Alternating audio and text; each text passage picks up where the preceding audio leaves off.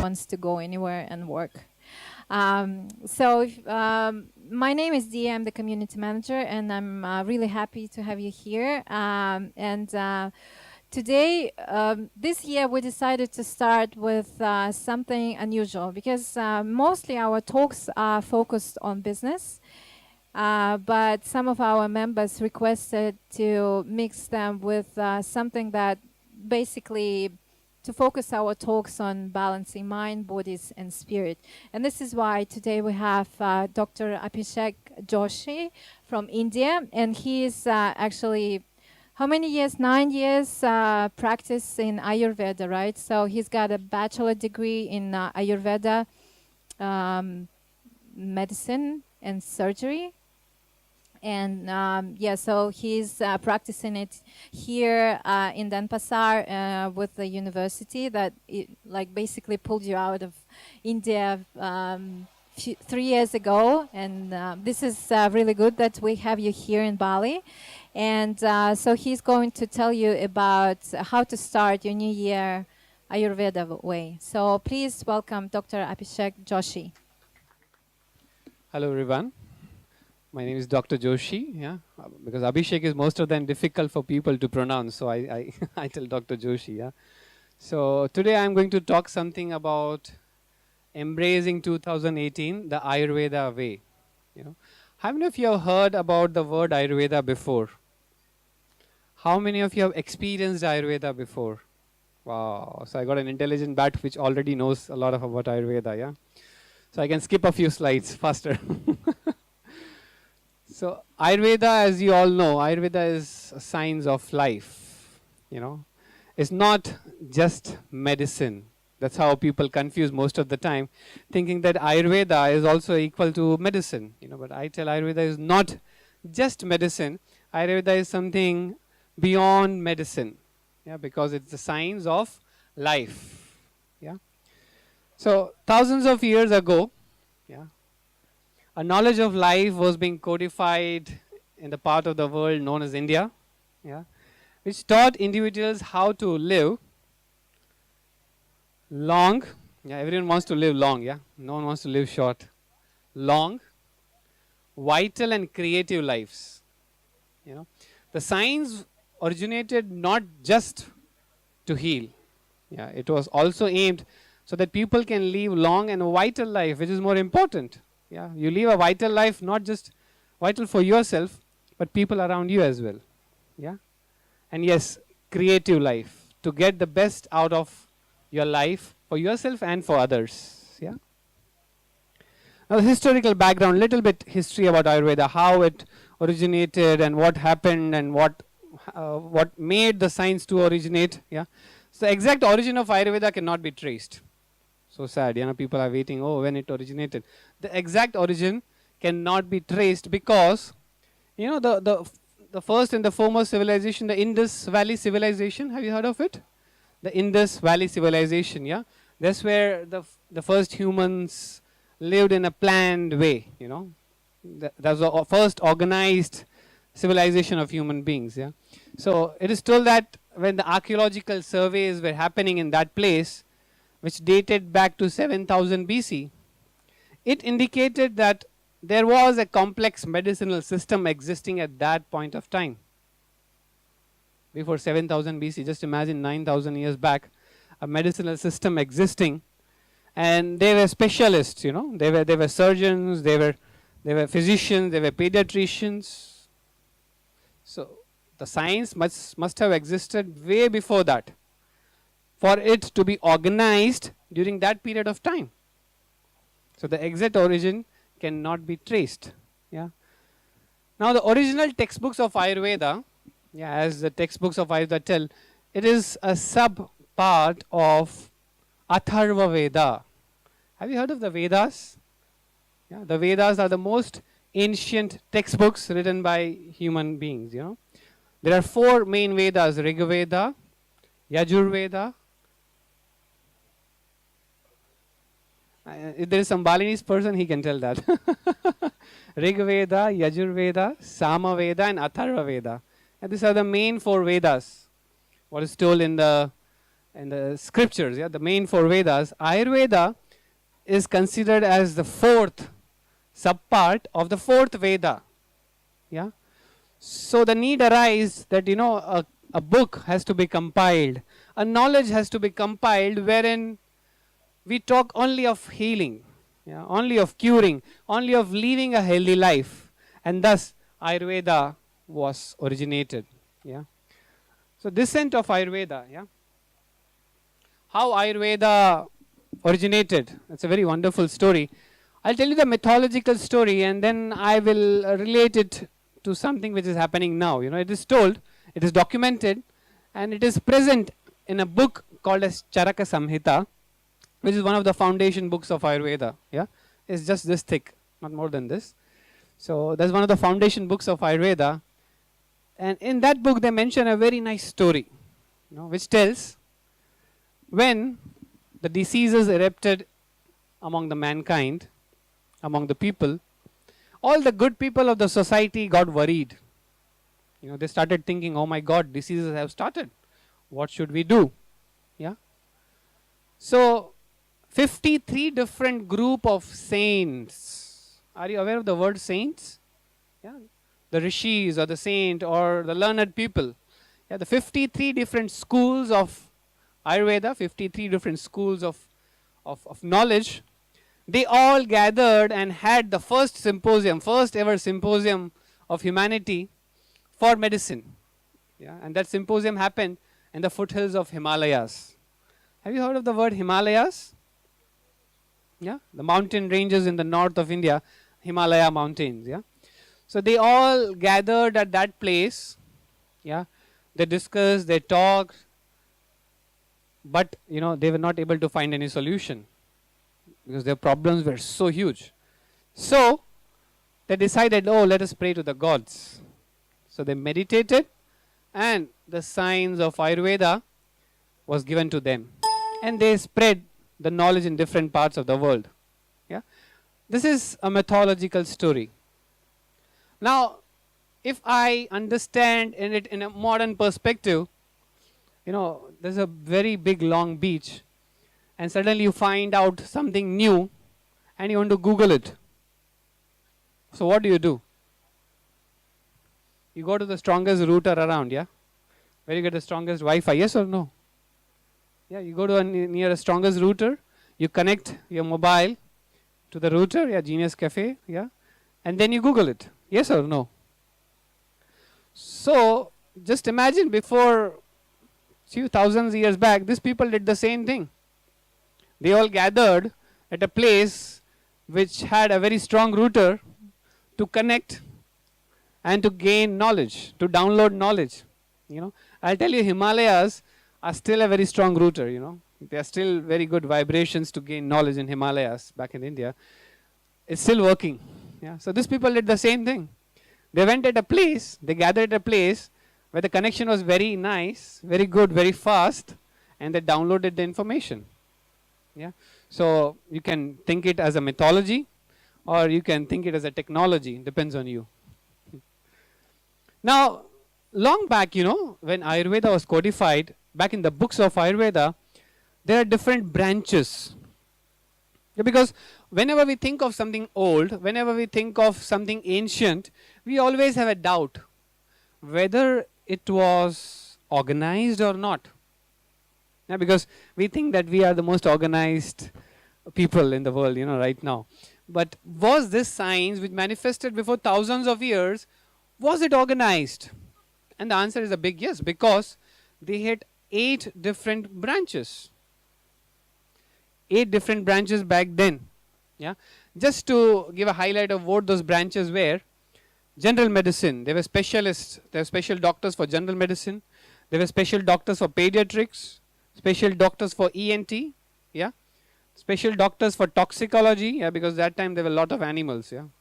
Yeah, we are not civilized, we are not having jeeps, cars and all, a lot of animals, so there was a separate branch, toxicology, there were surgeons, and there was psychiatry as well. Apart from this, there were 2 branches which are still developing in the modern science. The science of fertility and the science of gerontology, or the science of rejuvenation. Yeah. So this were two different branches which are still developing in the modern science. Yeah. Ayurveda textbooks and Ayurveda knowledge do talk of preconceptional counseling. You know, the fertility medicine in Ayurveda, it talks like if you're planning for a baby, what the couple should undergo, what treatments, what sort of detox therapies, what sort of herbal medication a person has to take in order to get a good progeny. So it was not designed in the lab. Yeah, now we talk of that. Yeah, in the lab, the DNA and the genes are designed, and then that is put into the ovum, implanted in the ovum, and then we get the desired baby, the desired color, the desired cheeks, the desired eyes. Yeah, that's possible right now. But Ayurveda told that rather than implanting something from outside, why don't you make your innate energy so strong that you get a healthy progeny? Yeah. So there is something called as preconceptional counseling as well in Ayurveda under the fertility medicine. And there are a lot of rejuvenation techniques, a lot of detoxes aimed at healing, aimed at rejuvenation. Yeah. So these are the 8 branches of Ayurveda mentioned in almost every textbook of Ayurveda, and these textbooks are written just before, say, 3,000 to 5,000 years. And these textbooks still exist. They're still present, and we still study them. Yeah. Now, coming to Ashtanga Yoga, one of the topics I mentioned is the relation. Yeah, yoga is also called as Ashtanga. Yeah, people who are practicing yoga, you may be knowing there's Ashtanga Yoga. Yeah, these are the 8 branches of yoga. Yeah, yama, niyama, asana, pranayama, pratyahara, dharana, dhyana, and samadhi. Yeah, the 8 branches. Now, Ayurveda and yoga are considered as sister sciences. They originated almost at the same time, almost at the same place back in India. But, yoga has gained a lot of popularity. Almost every corner in Ubud you have a yoga center. Yeah, you have a yoga center here nearby. Yeah, power of now. So, yoga was very quick to spread in the modern world. You know why? Because it requires very few props. You have a yoga mat, you have a teacher, and you can start teaching yoga. Of course, you need a beautiful, good place, yes. So it was promoted and it went very fast. On that lines, Ayurveda is also picking the pace. Yeah, if you're practicing yoga, say for 3 to 5 years with a teacher, or you're practicing yourself, your teacher might have told you somewhere, do Ayurveda, understand a little bit of Vata, Pitta and Kapha, Someone might have told you definitely if you're practicing yoga for past 3 to 5 years. This is it, because these both are sister sciences. Like when you are undergoing yoga, people will tell, okay, go to Ayurveda. Or when you're experiencing Ayurveda, there is something called as therapeutic yoga as well, which is given to patients as a part of treatment. Yeah, there are certain sets of yoga which can be practiced by a person having a certain disease or certain imbalance in the body. Yeah, so there is a part of Ayurveda consultation as well, therapeutic yoga. Yeah, so Ayurveda and yoga are like sister sciences. Yeah. Now, the science is 5,000 years old back, or maybe much more older. Is it valid? Is it scientific? Yeah. Can we accept it? Can we, put it in our lives now? Because it's very old. Yeah, it was true back then. What about at this moment? What about at present era? Is it valid? Is it important? Yes, it is. Because Ayurveda is time tested. I don't tell Ayurveda is a traditional system of medicine. It is not. Because traditions do change. Do you agree with me or not? We don't practice the same traditions which our ancestors practiced before 300 years. Yes? So traditions change slightly. There are some modifications here and there as the time goes. We are adjusting ourselves to the present moment. But a science will always be science. It doesn't change. Yeah. So the principles of Ayurveda which were told in those textbooks, the principles of healthy living which are mentioned in those books hold true now also. Yeah. We diagnose, we check the imbalances, yeah, we treat, and we give herbal medicines all based on the principles which are told. Yes, we have modified a bit, modified in terms of giving the medicine. Like before 60 years, the Ayurveda herbal medicines were given in form of powders. Yeah, but now it's very difficult to carry a bag with powder. Yeah, so now it is modified in form of pills. So we give pills, we give tablets, we give capsules, we give syrups. So the science is modified to accustom to this era, but the basic principles, the basic psychology, the basic philosophy is still intact. That's why Ayurveda is more of a scientific medicine. It is not a traditional system of medicine. Yeah, and this is all what we do. I have done my Ph.D. in Ayurveda. Test Ayurveda herbal medicines with the modern parameters as well. Like when I did my PhD, I took a formula. It was meant for respiratory system. It's a formula told in a book called as Chakradatta. It is written before 1000 years. So I wanted to test that formulation. Yeah. So I took that formulation which was in powdered form, and I modified the formulation also to make it into a linctus form because it's very bitter in taste. Yeah. And people were not ready to take it, even though it was helping. Because of its bitterness, people were like, they don't want to take it. So I modified it into a linctus form, which was a little bit sweet in taste. Yeah, and we tested it. We tested the herbs in laboratory. Then we had an animal experimentation also. Yeah, because the modern medicine demands that you have to do. You have to test it on animals. So we did that also. Then there was a subject study. Yeah, when it was proven safe by pharmacy, pharmacognosy, yeah, and pharmaceuticals, and pharmacognosy wherein we studied on animals. After that, it was given to the subjects, yeah, the patients who were getting recurrent respiratory infections. You know, just a change in the atmosphere, a big rain now, and some people start sneezing and with a cold. Yeah, not all of you, but some of you might have seen such people, yeah, around you who get it often. Yeah, so I tested it on those people. Yeah, there was a criteria for selection. There was scientific criteria according to modern parameters. We even went for an immunoglobulin study to check the immunity of the body, IgG and IgE. We even did that. Yeah, and finally, it was proven that this formula, which is mentioned in the textbook before 1000 years, it has the same efficacy right now. But using the right principle behind the formula is much more important. That is what I did in my study. So Ayurveda is time tested on the modern parameters as well, and that's why it is still existing and it will exist further as well. Yeah, it basically combines, it encompasses the 5 basic principles in the nature. Yeah, it rightly believes that man is a replica of nature. Whatever is there outside, it exists within the body itself. So it's like more of a harmony. Can you tell me what is existing outside and inside the human body as well? A few things. Water. Yeah, there's a lot of water outside, and 70% of body is made up of water. What else? The air we breathe, yes. There is air outside, and there is air inside as well. What else? Fire, yeah. You're already there, yeah. The 5 elements, the 5 big elements, yeah. Space element, air element, fire element, water, yes, and wind element, yeah, and the earth element, sorry, the 5th one. The 5 elements, the 5 big elements which exist outside and which exist within the body as well. Yeah, so it's like a give and take from the nature.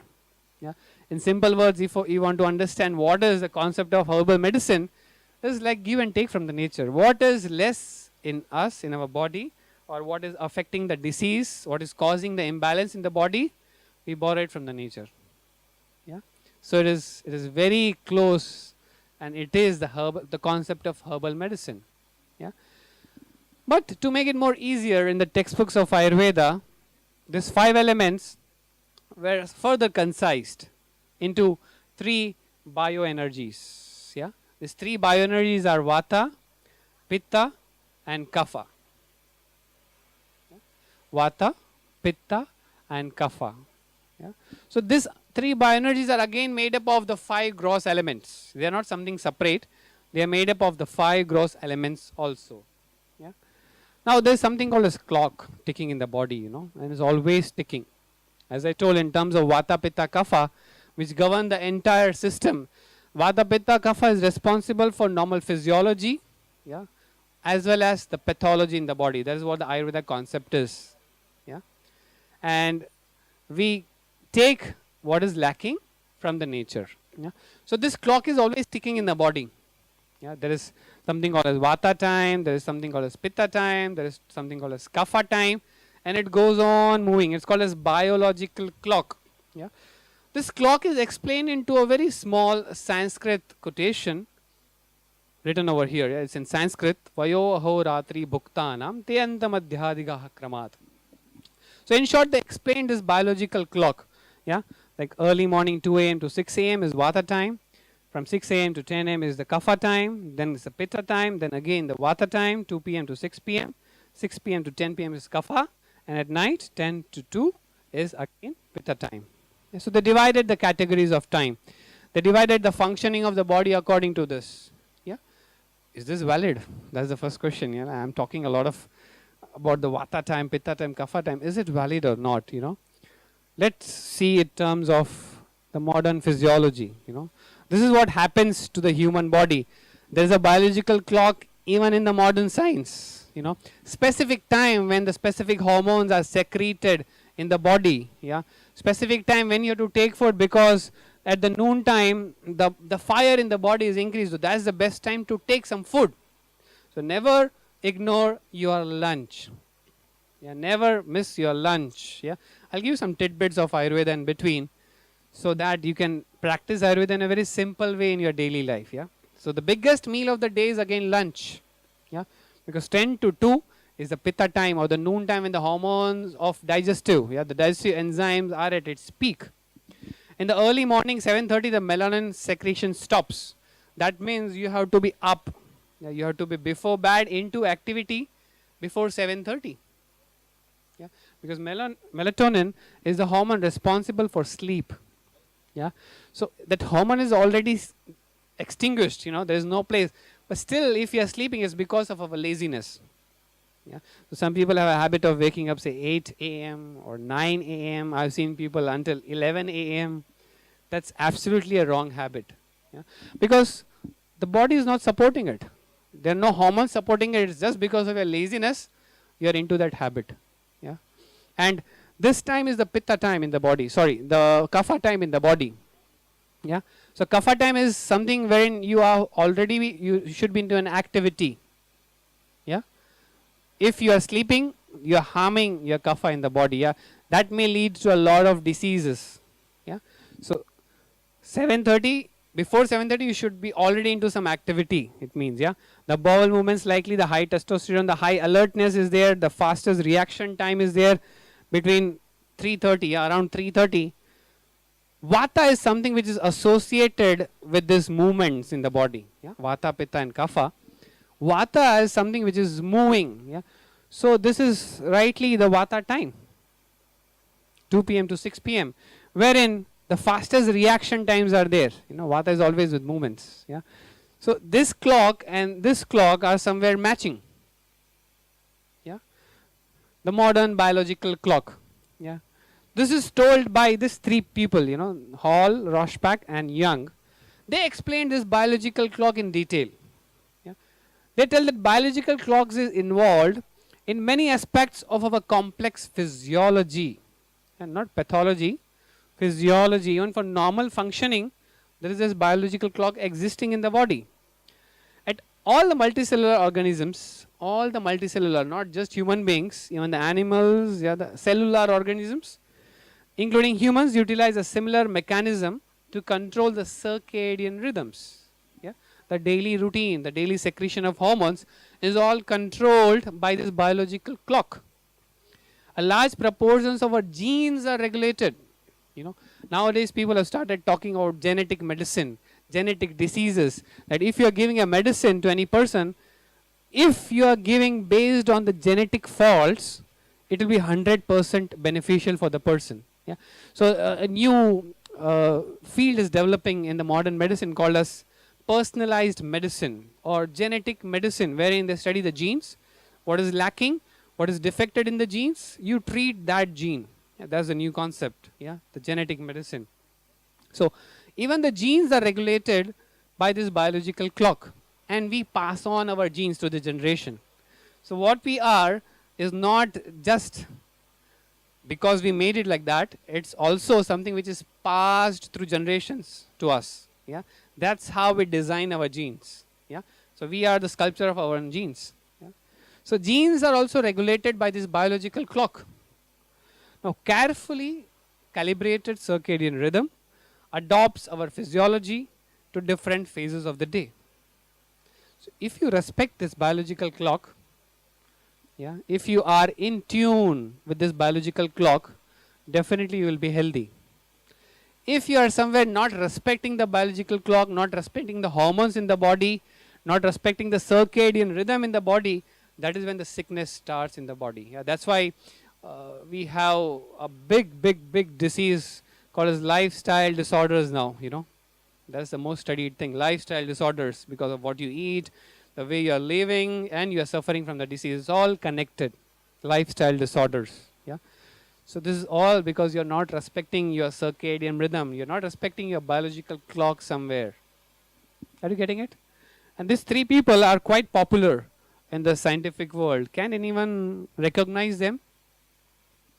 No? They just won a Nobel Prize this year in 2017. Yeah, last year, not this year now.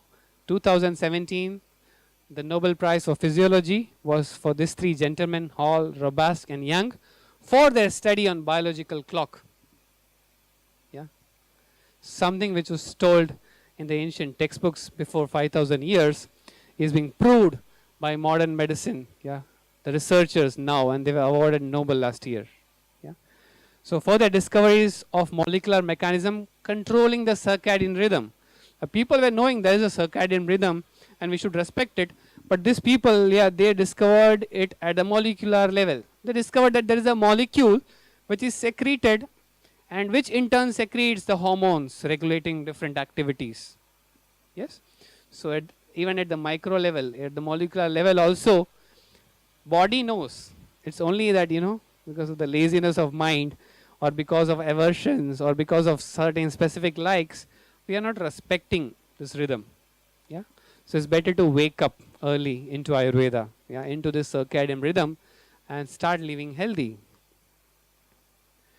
Now, how to live healthy? Yeah, what is told in Ayurveda? How should I embrace a healthy living according to Ayurveda? Yeah, so I've just listed out few 15 points, yeah, which you can adapt into your regular routine to live a healthy life. Of course, it will demand some of your daily schedule.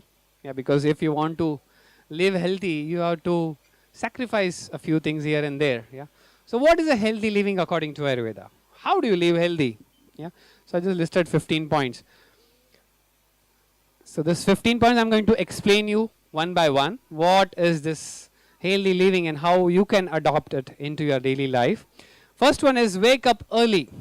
Yeah, the first and the foremost point, which is very difficult sometimes. Oh, I had a late night party, you know, I was waking till 1 o'clock, and how do I wake up early in the morning? But if you're not waking up, you are somewhere disturbing your natural rhythm. Just keep in mind. Yeah. So I'm not like forcing this on you, but just requesting you to be more aware, you know, because Ayurveda is more about awareness. Yeah, living with more awareness into life. Yeah. So wake up early, yeah, Brahma Muhurta, that's what they tell. That's what the word mentioned in the classical textbook, Brahma Muhurta. Yeah. It is approximately 1.5 hours before sunrise. Oh my God, Bali time 4:30. At least before sunrise. Yeah, if this is difficult, yes. And you know, the Balinese people who are living in the villages, they still follow that. Back in India also, not in the cities, I will tell you. Back in the villages, yeah, the people still follow that. They wake up by 5 o'clock in the morning. If you go to a local pasar or a local market, it's booming with people early morning, 5 o'clock. Has anyone visited? Early morning 5? Yeah, we have one, yeah. So, you know, that's a healthy schedule. That's a healthy living, yeah. Because early morning, you know, first thing is everything is silent and peaceful. Yeah. If you have by chance got a chance, you wake up early in the morning at 5 o'clock, you can see there is a serenity. Yeah? And we always talk of the mind characters, sattva, rajas, and tamas. Yeah, these are the mind faculties. Sattva is the positivity. Sattva is the good thing, yeah, which gives us good energy. That is in abundance in early morning. Yeah, that is in plenty. When you wake up early in the morning, you absorb that energy into your body. Yeah, so it's an ideal time to wake up. Yeah, also it is called as the Vata time, according to Ayurveda. And if you wake up in the Vata time, then it is good to get into some movement, into activity of yoga, praying, meditation. You may get a good meditation sometimes if you do it early in the morning, rather than doing a meditation at 8 a.m. or 9 a.m. That's a difference. Because sattva, yeah, the positive energy is in abundance early in the morning. Came up in the Brahma Muhurta, the first thing to start a healthy living. But sometimes, waking up on Monday mornings is like this. You go on snoozing and snoozing and snoozing. Yeah. Especially on Monday mornings, yeah. So, please be aware, living with awareness is the key. I'll tell you again. I'll repeat that again and again. A very important thing next after waking up is passing your bowels. When you go to an Ayurveda doctor, he will have 5 different questions about your poop sometimes. It's very strange, but it's true. Yeah, because we always, when we think of healthy living, according to the modern scientific approach, we always think, oh, good eating, good organic food, yeah, good healthy food, yeah, vegan food sometimes, and etc., healthy food. We always think of an input. We never think of an output. Am I true or not? Yeah, healthy living is always about input for us. Never we think about output. Just imagine if only input is there and there is nothing, no good output. Definitely something is getting accumulated, something is getting stored, which has to go out. That may cause a lot of problems in your life. So Ayurveda tells daily once, preferably in the morning, you should pass your bowels. If this is not happening, you have to start thinking. You have to consult. You have to do something for that. Yeah, because going to the scientific part of it, in the daytime there is the solar phase. Yeah, the solar energy is more powerful, and whenever solar energy is powerful, there is absorption into the body. There is absorption into the system. Yeah, and at night when it is dark, it's the lunar phase. Yeah, and when there is lunar phase, the lubrication is happening. Yeah, the body is getting nourished more at night than during the day. Have you heard it of somewhere? Yeah, the body is more nourished at the night when you sleep than during the day. Of course, we eat during the day, but the nourishment and all the most of the functioning is happening when you are asleep. Yeah, so it's the lubrication phase, the growth phase. Yeah, so early morning before the absorption phase starts, you have to eliminate the toxins. Just imagine if this is not happening, the absorption also happens at the toxins. Yeah, so your body started absorbing the toxins in the body. So early morning waking up, the first thing is passing your bowels. Yeah. Suppose in a day, yeah, somewhere if you're not able to, yeah, you get this urge and you are trying to control it, I'll tell you this is a very bad habit. If you're getting an urge or passing your bowels, never ever control it. Yeah, there are 13 different varieties of urges told in Ayurveda, and passing your bowels is one of them. So you should never ever try to control. You might have experienced this sometimes. You are trying to find a toilet and you have to control, and someone might have gone through that experience as well. But do not do that frequently. Yeah, because this is a natural urge in the body. Yeah, something has to be propelled and expelled. If not expelled, it is going to cause some problem. It's going to affect your normal physiology. Yeah, if you talk in terms of yogic language, there is a Mooladhara chakra. Have you heard of chakras? Yeah, the 6 chakras, the 7th chakra here, Sahasrara chakra. So you are contracting your Mooladhara chakra, yeah, which is located near the anal. Yeah, so you are affecting the physiology at that point. Yeah, and chakras are more of a physiology than anatomy in the body. Yeah, you cannot understand this chakra healing if you connect it to the anatomy. It's never possible. You have to understand this in terms of physiology. Then it's very easy. So if you are doing that, controlling your bowels, you are affecting the functioning, the normal functioning of your Mooladhara chakra. Yeah. If that is hampered, if that is not working proper, the energy which is lifting you up, the energy flows in the chakra towards up. Yeah. So instead of going up, it will be stagnant there and it will cause a lot of problems. Yeah. So even in yogic language, holding your bowels or holding this urge is a very dangerous thing. Yeah.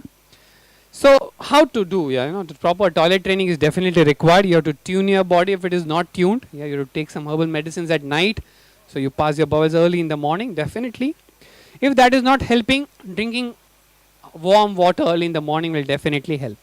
Yeah, early morning, warm sips of water. Mind it, it's warm water, not warm coffee or warm tea. Yeah, some people are in a habit of bed tea. They cannot get up. But Ayurveda doesn't generalize things for everyone. If you're a Vata or there's a Vata imbalance, lot of wind and moving energy, then you're not supposed to drink a coffee or tea in the morning. Yeah. Normal warm water will help. Yeah. And there is something called as the vital point, the theory of vital point in Ayurveda, which is very close to acupressure and acupuncture. So there is a point in our body which you can stimulate every day. Yeah, to get your bowels regularly. How many of you want to learn it? Oh wow, everyone? Okay. With your middle finger, you press the ridge of the nose. If you observe this ridge, no, it won't happen. It it's not like a button which you press and it's absolutely safe to do now. It's by regular practice of this point it will help you. Yeah, it will work for you only if you are regularly practicing it early in the morning. Yeah, then it will work for you, not otherwise. Yeah, and I don't have constipation anytime, so I can do it now. So you observe there is a flat point in the middle of the nose, not below, not up. In the middle of the nose there is a flat point. Are you getting that point? Yes? Are you feeling it? Anyone not feeling it, let me know. Yeah. What you do is you gently press this point and rotate clockwise 3 times.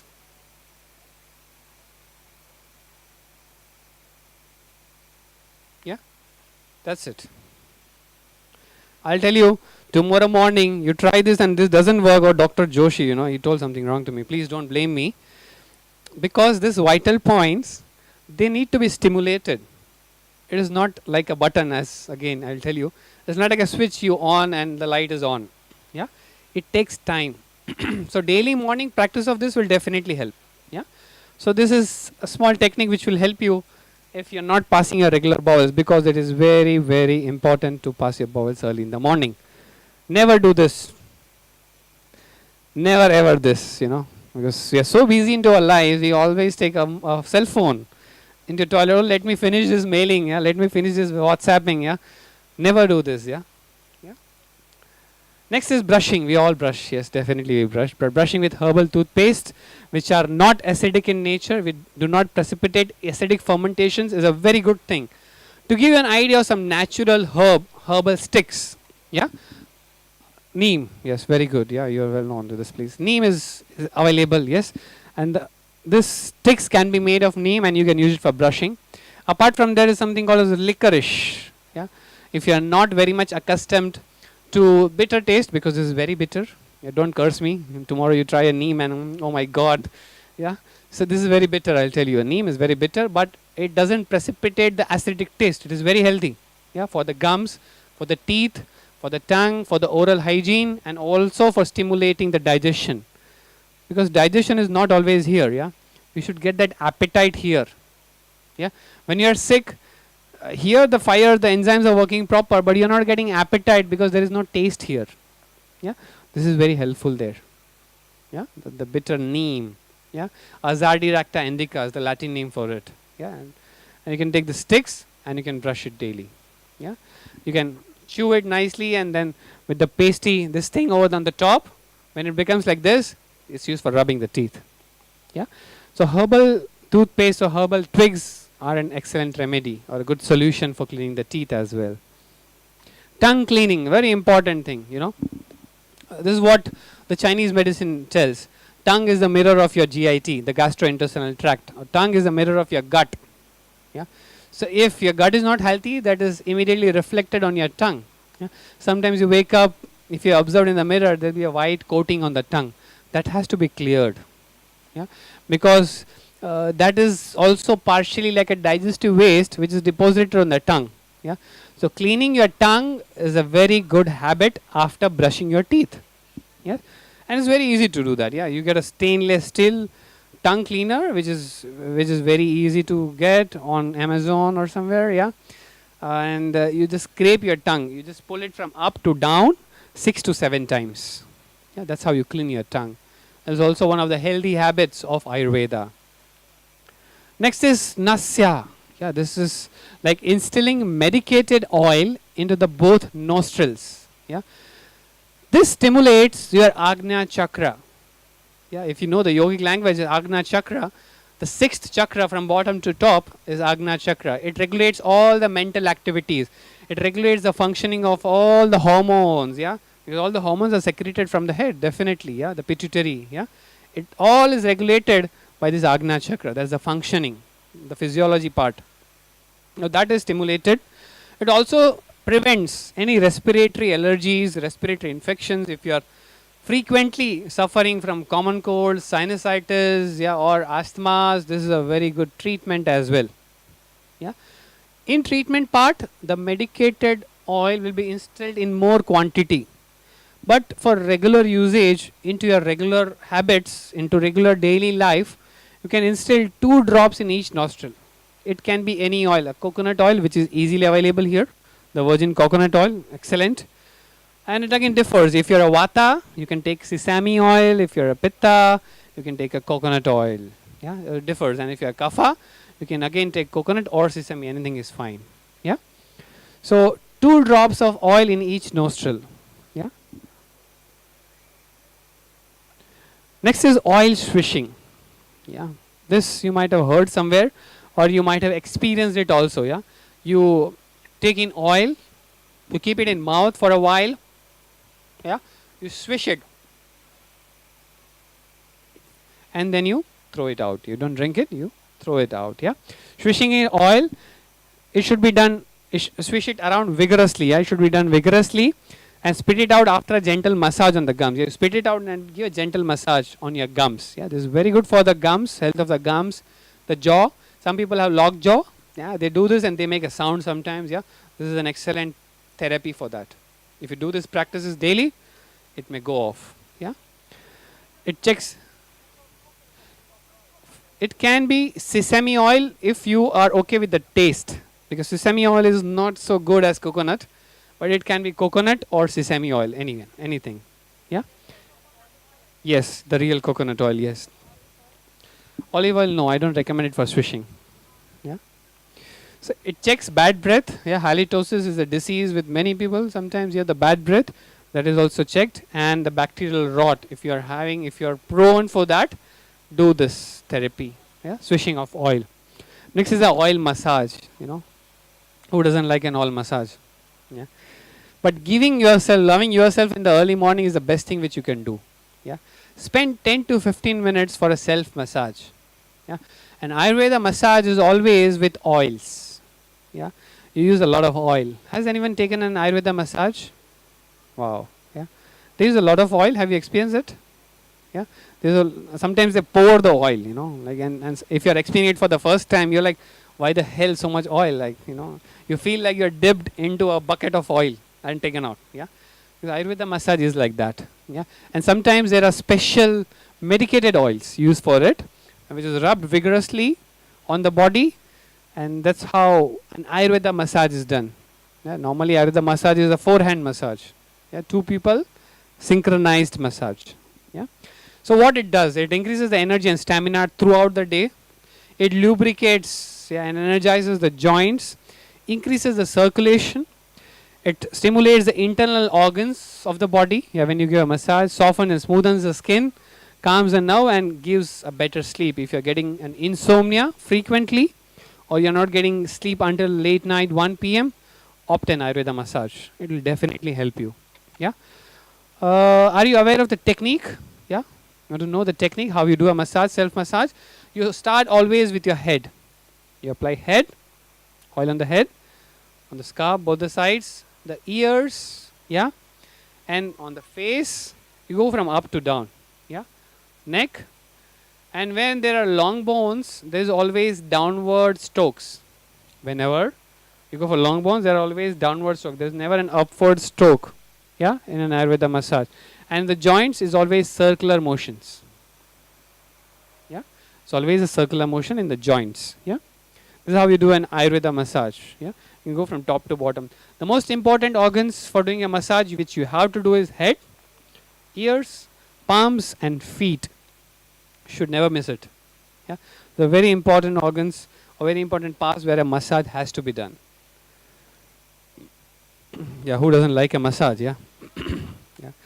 Especially if you are a Vata, or if you are imbalanced. If your imbalance is of Vata type, more of moving, more of thoughts, more of restlessness in the body.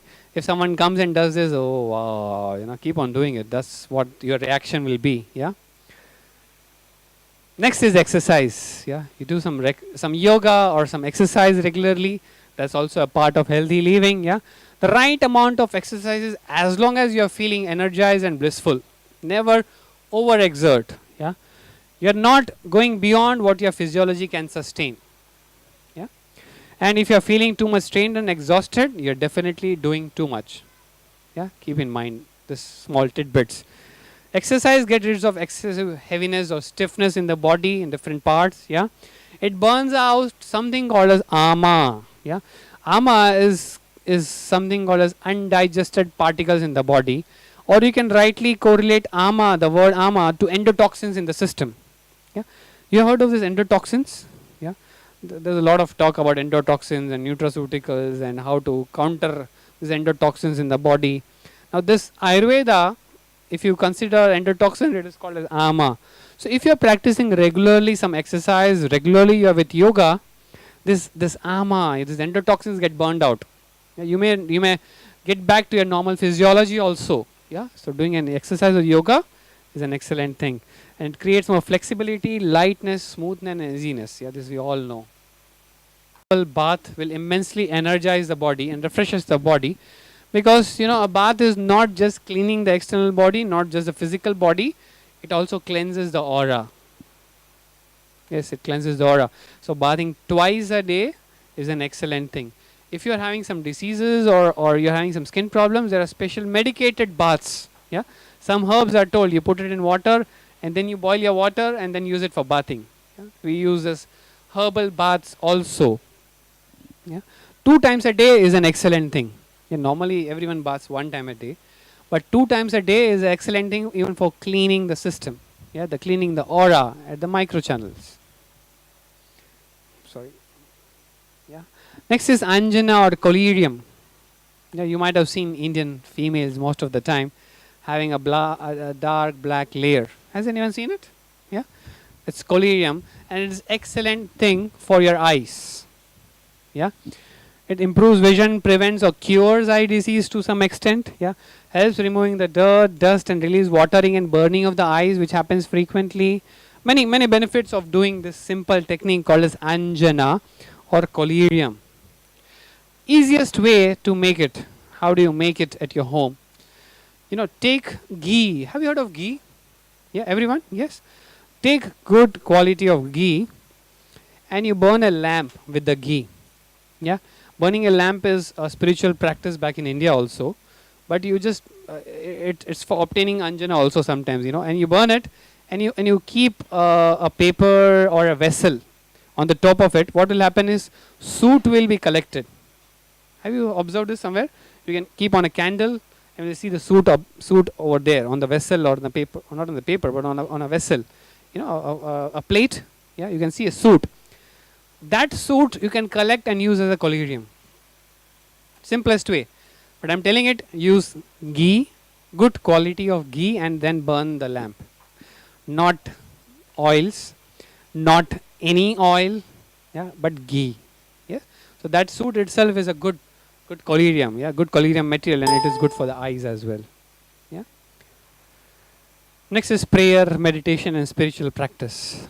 Yeah, this is very much a part of Ayurveda. As I told in the beginning, there is something called as therapeutic yoga also. There are special meditations based on your imbalances in the body. Yeah, Ayurveda doctor will suggest you everything. Yeah. So a meditation, prayer, or a spiritual practice is an excellent thing to do after all these things. And again, this meditation is not somewhere sitting alone and going to the forest and meditating. Meditate wherever you are. Start meditating. That is more important. Yeah, if you're not able to focus, there are a few techniques to make you focus. But never think meditation is being aloof, going away and then doing it. Yeah, daily practice is very important. Yeah. Another thing which I mentioned already, the heaviest meal of the day is at lunch. Never ever skip your lunch. Yeah, because it is told in Ayurveda that the innate fire, the innate digestive enzymes are at its max during the noon between 10 to 2. Yeah, so satisfy that hunger.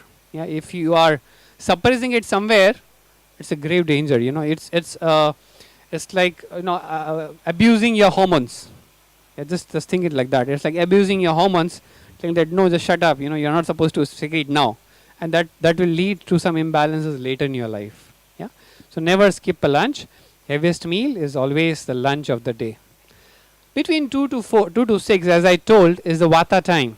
Yeah, you are very reactive. Yeah, the mind is very active. That's the right time to plan for the next day.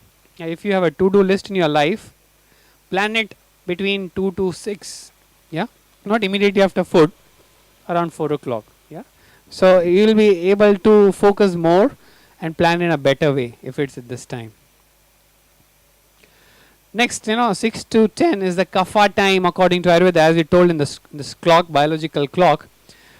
That's the time when you get into harmony with your family, with your friends, yeah, with your close ones. So retire from the whole day's work, and that time is Kapha time, where you spend some quality time with your family and friends, or your loved ones, or your neighbors, or your pets. Yeah, this is the best time. Yeah, because it's the Kapha time. Early to bed, early to rise. That's the Ayurveda key.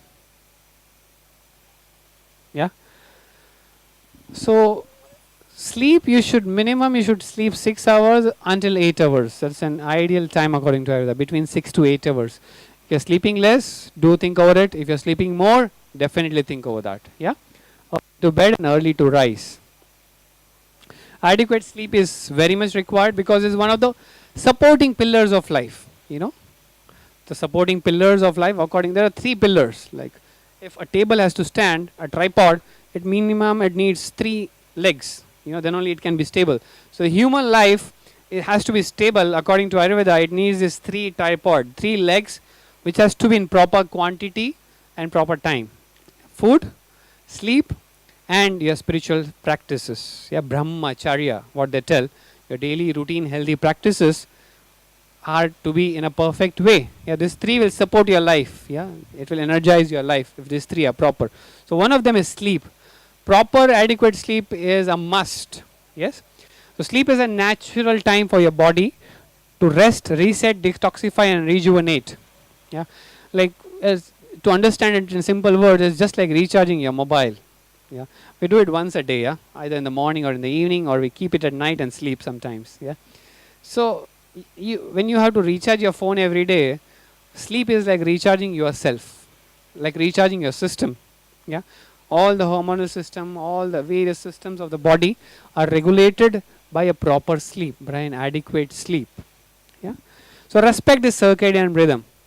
Yeah, very important. Bedroom is not the place to study, to eat, to read, yeah, to watch TV, to surf the internet. Yeah, it is not also to pay your bills. Because most of the time at night, you get in your bed with your laptop or your phone and you start doing a lot of things. Your bed or your sleep time is hampered because of this. Yeah, so please avoid it. So if you're getting insomnia, if you're getting frequent episodes or late night sleeps, please avoid caffeine, sugar, and stimulants after 3 p.m. Yeah, these are some tidbits which will help you in your daily life to embrace Ayurveda into your routine. So no caffeine or sugar or stimulants after 3 p.m. Yes, lie on the right side of the body. If you're not getting sleep, if you're still having a lot of thoughts, if something is still bombarding you of things what you did the whole day, or someone told you something, it's coming up at night. It's a good technique. This helps many a people sleep on the right side of the body. Yeah, it is basically concerned with the pranic breathing. Yeah, if you sleep on the right, the mind will calm down, and that will give you a good sleep. Yeah, and feet massage. Yeah, massaging your feet with coconut oil will help. Yeah, there are oils according to the problems, but if you want to try right away at home, you're not getting sleep properly, start applying coconut oil in your feet. Yeah, give a gentle massage to your feet, wear some socks and sleep. You know, socks because it should not spoil your bed. Yeah, not any other reasons. So that will give you a good sleep. That will help you in sleeping better. But if you're already getting 8 hours of sleep, please don't do this. Yeah, it's oversleeping, which also may cause a lot of problems. So I'm very glad. You know, I don't have one in my class, in my lecture today, who is so sleepy now. Yeah. Now, on the lines of yoga, as I told, you know, yoga has grown in every nook and corner of the world now. Yeah, on the lines of yoga, the world is waking up to Ayurveda as well. Yeah, Ayurveda is catching up the pace. Yeah, we have Ayurveda Day now, like the World Yoga Day. We have an Ayurveda Day. The world is adapting to this herbal medicine, yeah, which is not just traditional, but is much more scientific as well. Yeah. So Ayurveda is a very well developed science in India. Like when I studied my graduation, the B.A.M.S, B.A.M.S, that's a basic degree. I studied for 5.5 years. Then I was awarded that degree. Yeah. When you do your masters, M.D, yeah, when you do your masters, another 3 years of study. Then you get your masters.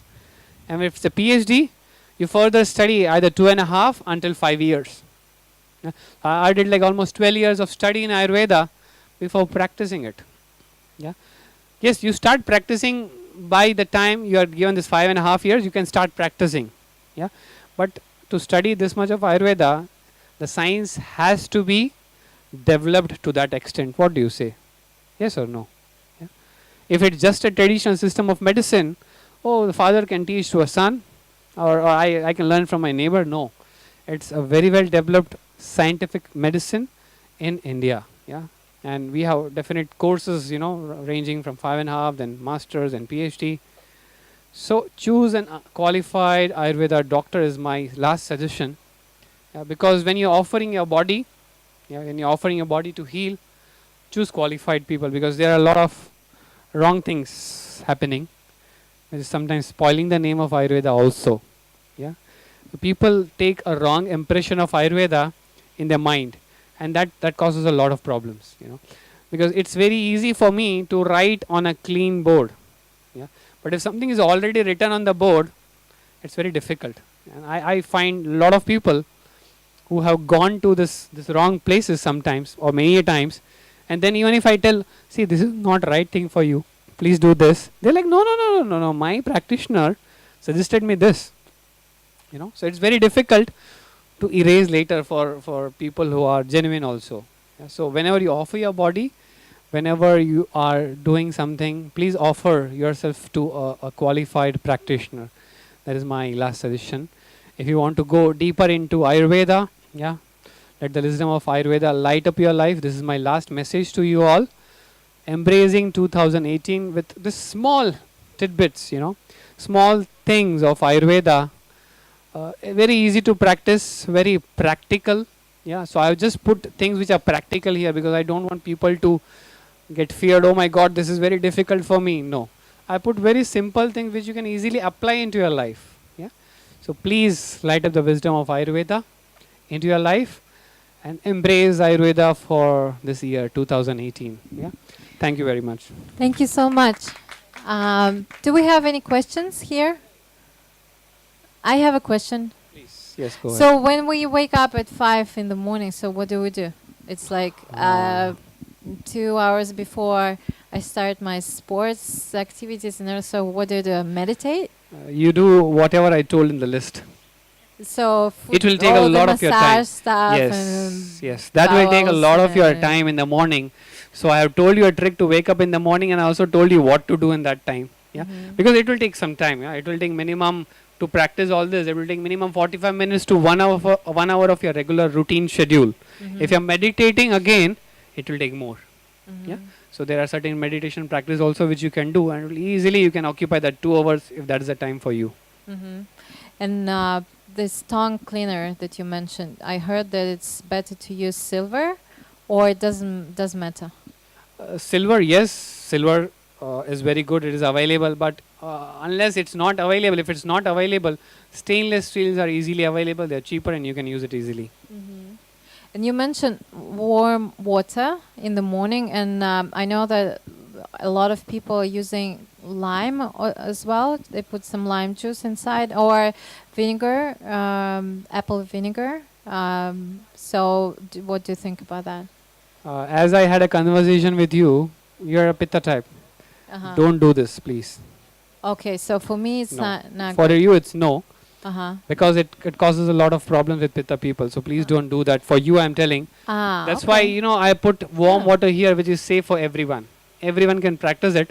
This practice of saying, say, ginger tea in the morning, or with lemon, or with sometimes people take it with the honey as well. It's good for people who are having kapha, not with pitta and vata, definitely. Yeah. So that's what.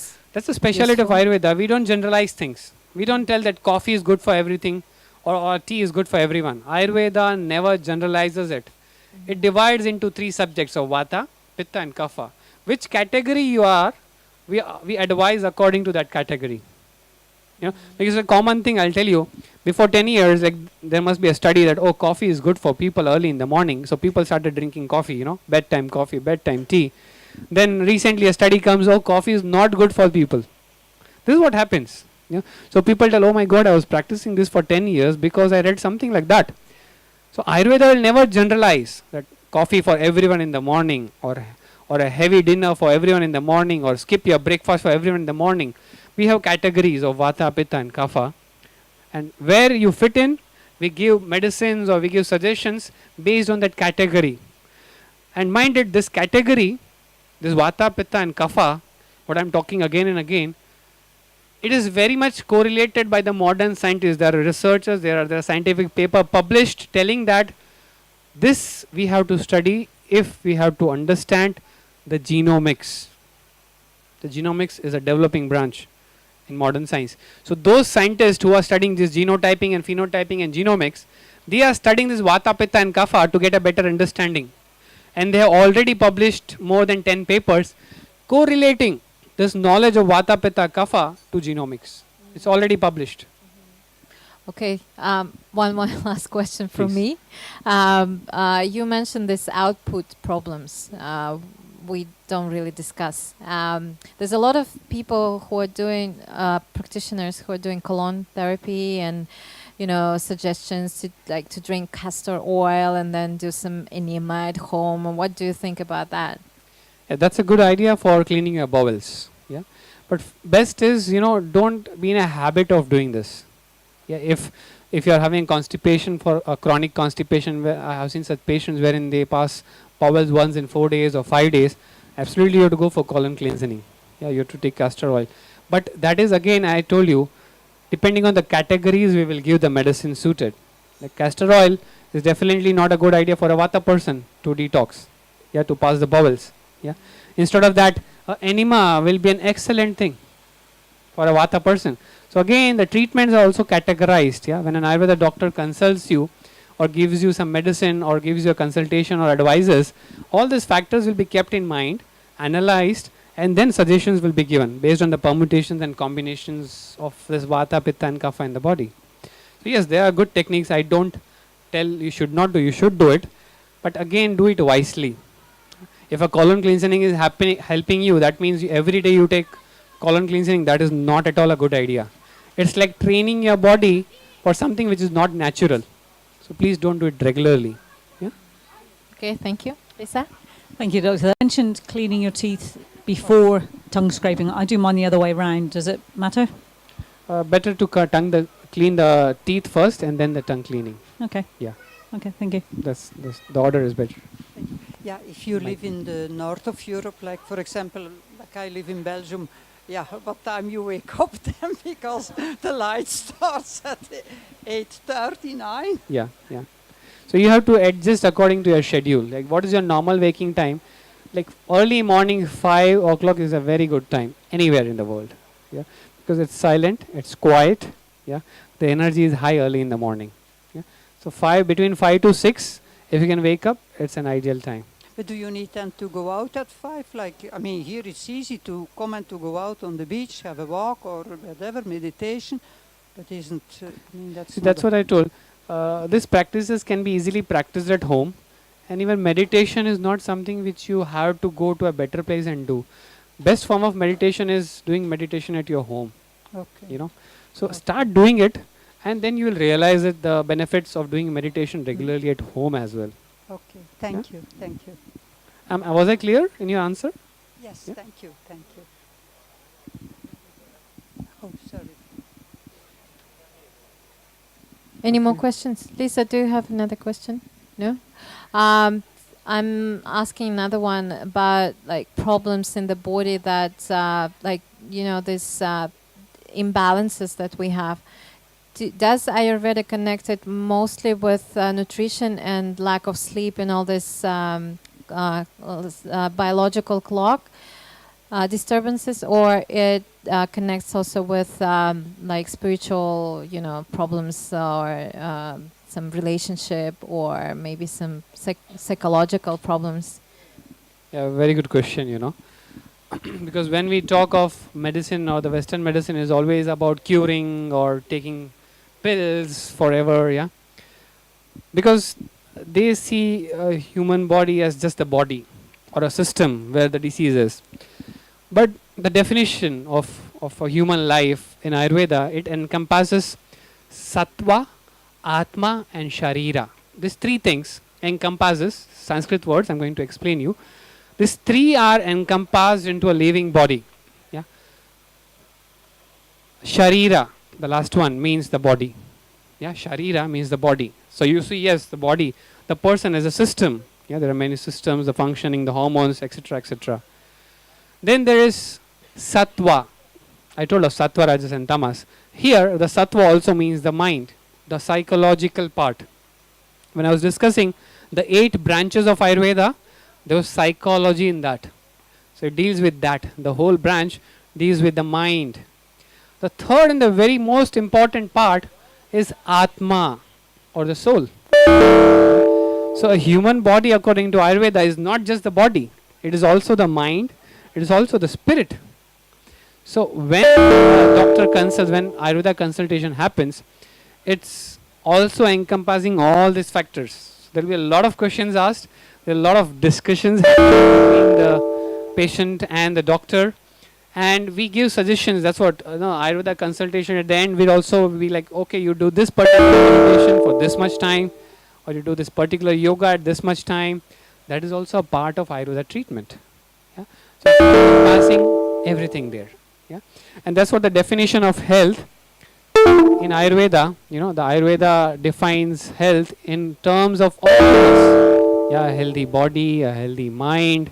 Yeah, the feverishness free senses, yeah, clarity of intellect, a calm and a peaceful soul.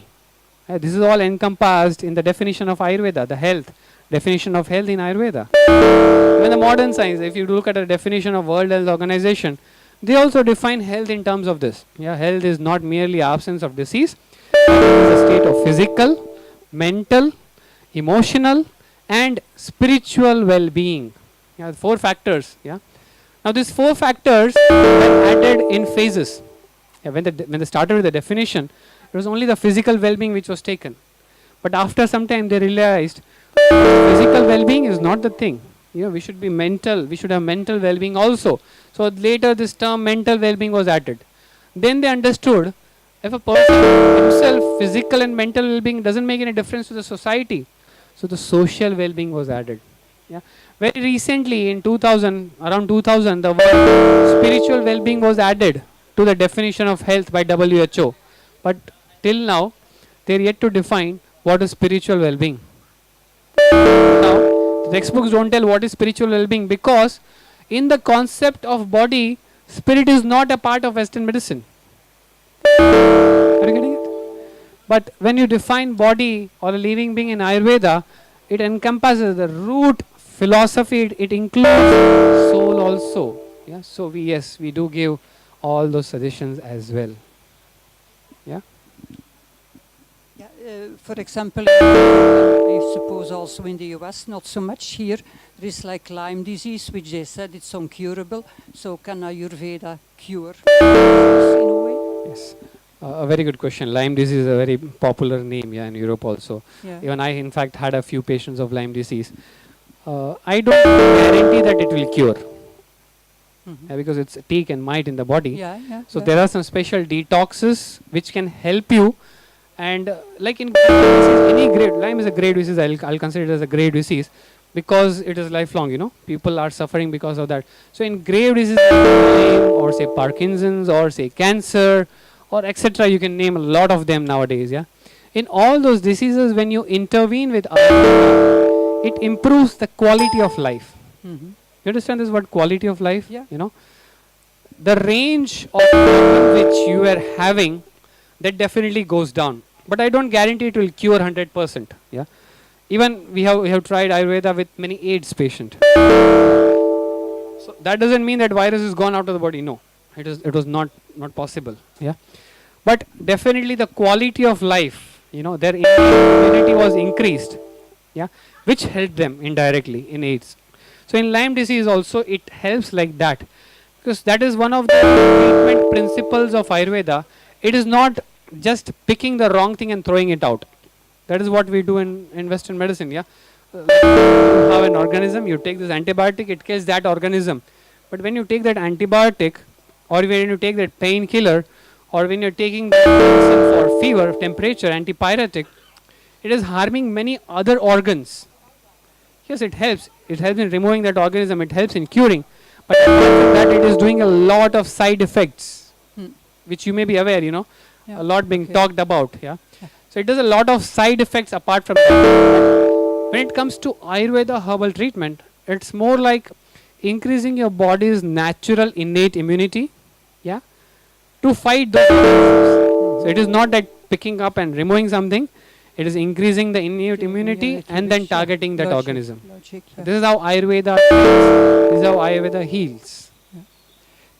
Can I have another yeah, question? please, So please. how you clean the soul, what you're saying, because I mean spiritual I understand, physical I understand, but the soul, okay, but how you clean the soul? Meditation. Okay, thank you. That is like a medicine for the soul. Yeah, Okay, yeah, that okay. helps. Yeah, okay. and many people, I have guided them into this meditation. It has changed their physiological diseases also. You know, the body and mind Okay. medicine. Yeah, that's top. You know, topic being so much discussed in the Western medicine, body mind medicine. Yeah. Mm-hmm. So some people who came with diseases, we gave them treatment. We tried our best to heal them, but still it was not helping. Such people, we recommended, okay, you go and do this technique of meditation. Yeah, sky technique generally to people, the Sudarshan Kriya Yoga. I recommend that technique. So what we found is that the effect of medicine, which was normally not reflecting, started working all of a sudden. You know, because the more problem was here than in the body somewhere. So this helps, you know, meditation. It is not just for the mind, it is for the whole system. Yeah, and helps that also for people who have, for example, there are people who have like trauma events from war or. Okay. Okay. The sky thank you. technique was specially done for the war-ridden soldiers of USA. The sky technique was done and it was analyzed. You know, the Sudarshan Kriya Yoga, which I'm talking, it was a pre-test and post-test. You know, Excuse me, I didn't. Sudarshan Kriya Yoga. Sudarshan. Sudarshan Kriya Yoga, or the sky technique. You can Google the sky technique and you'll find a lot of information, a lot of research is done on it. So Okay. this technique, it was done to those, you know, the soldiers who came from war in Iraq, and they were analyzed for the body hormones before. They were given this technique. They practiced it for some time. Then the level paper, a research paper which is published by a scientist called as Emma Cefala. She's from US, and she has studied on this. It helped them to a greater extent. Yeah. So the physiological problems they had, even they were getting cured because of the meditation techniques. Okay, thank you, thank you. Well, thank you so much. We definitely know our next. You have a question. Okay, Julie has a question. No, it's not working. Can you press this button? It's working. No, it's not.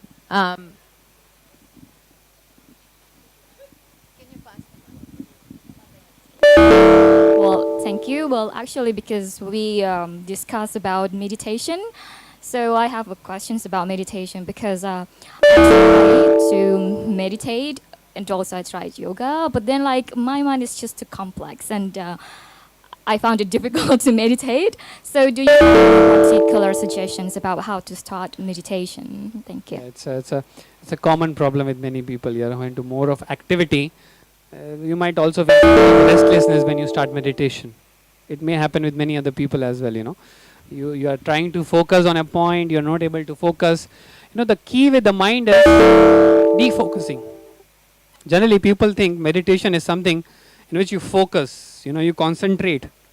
But what I suggest to people in my programs is deconcentration or defocusing. Let the mind go wherever it wants. When you let it loose, automatically it will come back to the source. Yeah. Still, if you're finding, this is one of the techniques which you can practice. Still, if you're finding difficult, you generally start doing yoga. You always start with yoga, do some stretches or do some sun salutations, then rest for a while and then skip into meditation. This helps a lot of people. Yeah. Because this state of mind, we correlate it to rajas. Yeah. One of the qualities of mind, we talked about sattva, rajas and tamas. This quality of mind is more related to rajas, which is more of restlessness, which is more of activity, more of thoughts, more of bombarding of thoughts sometimes. They're being bombarded by thoughts. This is when rajas has increased a lot in the body. Yeah. So the good idea for going to meditation there is you start with some yoga, where it settles, and then you go into a sattva, the meditation phase. Yeah. You also should be aware of what you are eating. That's more important when you're having. So the best time to do this meditation and also started with yoga is like in the that will help early you morning, all right. Do 15 to 20 minutes of yoga and then skip into meditation. That will help you somewhere. Awesome. Thank you.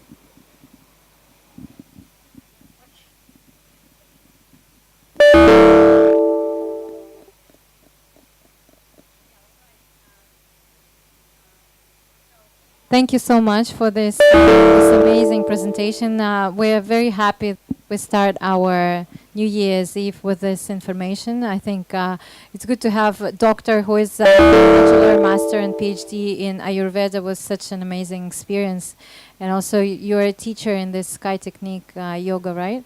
So also do some lessons with you, right?